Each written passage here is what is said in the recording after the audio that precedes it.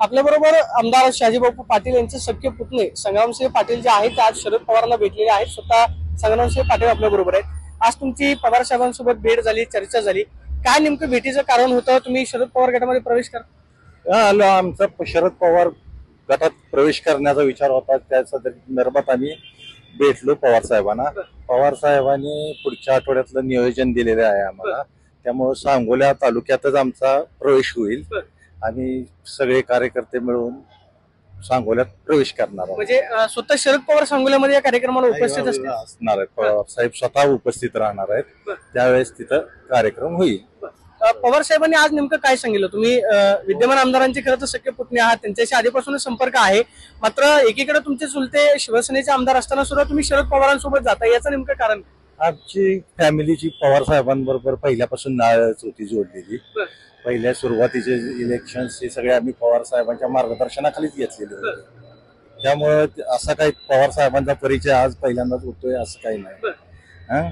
त्यामुळे ते आम्ही सगळ्यांनी सध्याचं वातावरण बघता पवार साहेबांना बळ देणं गरजेचं आहे।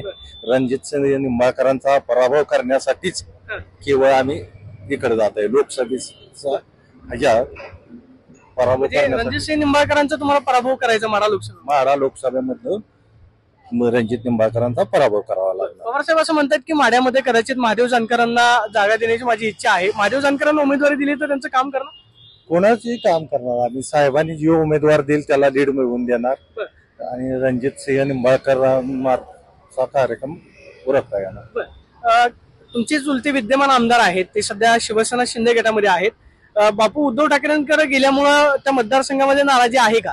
कारण शिवसेना फुटली, पक्ष फुटला, पवारांचा सुद्धा पक्ष फुटला, नवीन चिन्ह नवीन पक्ष मिळालेला आहे, त्या सहानुभूतीची लाट आहे कुठे तुमच्या मतदारसंघात? शहाजी बापूंपेक्षा रणजित सिंह निंबाळकरांवरच जास्त तालुका नाराज आहे, कारण शहाजी बापूंचं तसं काम त्यांनी केलेलं आहे। आमचा चुलता आहे त्यामुळे आम्हाला माहित आहे त्यांनी काम करणारी मानसिकता आहे त्यांची। काम न करणं हा त्यांचा पिंड नाही, काम केलंच आहे त्यांनी। फक्त आता हे मोदीची जी हिटलरशाही हुकुमशाही चालू आहे ती मोडून काढण्यासाठी रणजित सिंह निंबाळकरांचा पराभव करणं गरजेचं आहे। तुम्ही बापूंना आवाहन करणार की मोदींची हुकुमशाही मोडीत काढायची असेल तर पवारांसोबत आलं पाहिजे? याआधी सुद्धा खरं तर बापूंनी पवारांसोबत काम केलं, मात्र तुमच्याच चुलत्यांना तुम्ही मदत म्हणजे आवाहन करणार का घरातूनच? जर घर कुटुंब एकत्र असेल एका बाजूला तर कदाचित आणखी वेगानं काम होईल। आता काय काळाची गरजच आहे ती, काळाची गरजेनुसार त्यांना पावलं टाकावीच लागतील। काळ बरोबर त्यांना त्या मार्गाकडे नेईलच, जसं त्यांना गुवाहाटीला नेलं काळानं तसं पवार साहेबांकडे यावं लागेल त्यांना, असं वाटतंय आम्हाला। म्हणजे शहाजी बापूंना पुढच्या विधानसभेला शरद पवारांकडे यावं लागेल? पवार साहेबांचे आशीर्वाद असलेले कधी चांगलं आहे त्यांच्यासाठी।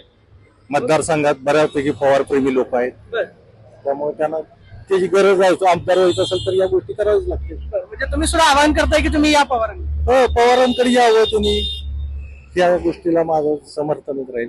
खरं आपण पाहतोय की विद्यमान आमदार शहाजी बापू पाटील यांना त्यांचे सख्खे पुतणे आवाहन करतायत, मोदींची हिटलरशाही मोडीत काढायची असेल तर शहाजी बापूंनी सुद्धा शरद पवारांसोबत यावं, मात्र शहाजी बापूंना शरद पवारांकडे यावं लागेल अशी प्रतिक्रिया संग्रामसिंह पाटलांनी दिल्याचं पाहायला मिळतं।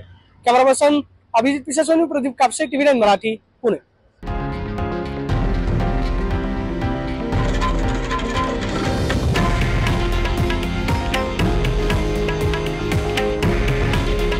हे आहे देशातील नंबर 1 न्यूज नेटवर्क आणि आपण पाहत आहात TV9 मराठी। काळजी तुमची, हित महाराष्ट्राचं।